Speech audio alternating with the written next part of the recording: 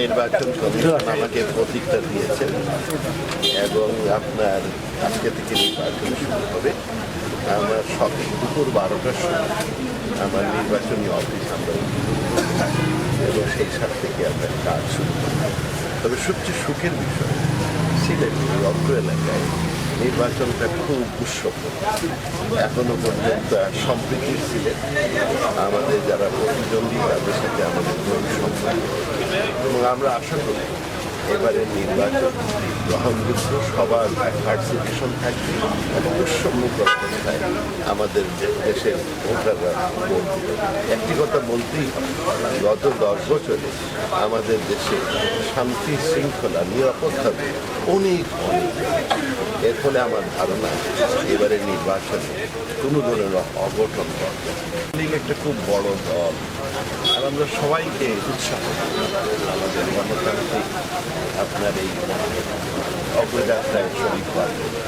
মহাযুদ্ধ যদি কোনো ব্যক্তি বিশেষের বাড়তিও দিয়ে থাকে আমার মনে হয় না যে আওয়ামী লীগ বরং ওরাই হয়তো কোনো কোনো ক্ষেত্রে স্যার এই অত্যন্ত আশাবাসী উপরালার উপর নির্ভর করে এখনো পর্যন্ত আমি সিলেটবাসীরা খুব বিচক্ষণ ভোটার। তারা যখনই ভোট দিয়েছেন অত্যন্ত বিশ্লেষণ বিবেচনা করে দিয়েছেন। তারা কোনো আপনার দুর্নীতিপরায়ণ কখনো ভোট দেন নাই। তারা কোনো এমন লোককে ভোট দেন নাই যারা তাদের বদনাম নিয়ে আসবে।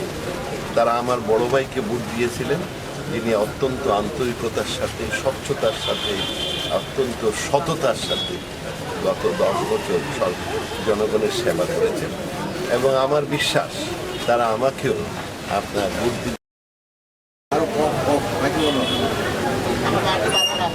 আসলে এটা আসুন উনি এর আগে এমপি ছিলেন, উনি এলাকায় সাংগঠনিকভাবে শক্তিশালী করেছেন।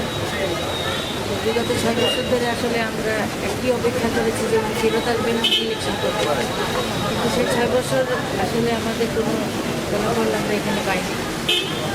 সেই কারণে এখন যেহেতু নির্বাচনে আসছে সেই কারণেই ওই জায়গা থেকে এখানে প্রার্থী হওয়া এবং এই এলাকার মানুষের সমর্থন নিয়ে আমাদের সেই প্রার্থী মানুষের সমর্থন আছে, মানুষের অন্যায়ের প্রতি যে প্রতিবাদ সেটি আছে, মানুষের অনুভূতি আছে, আবেগ আছে এবং সংগঠন অত্যন্ত শক্তিশালী আছে।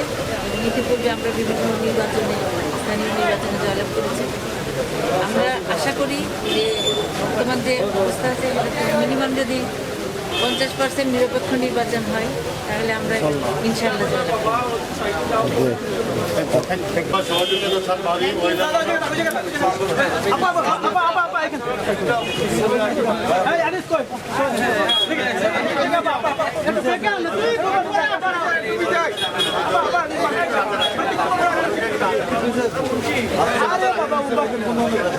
নির্বাচন আচরণ বিধি লাগবে,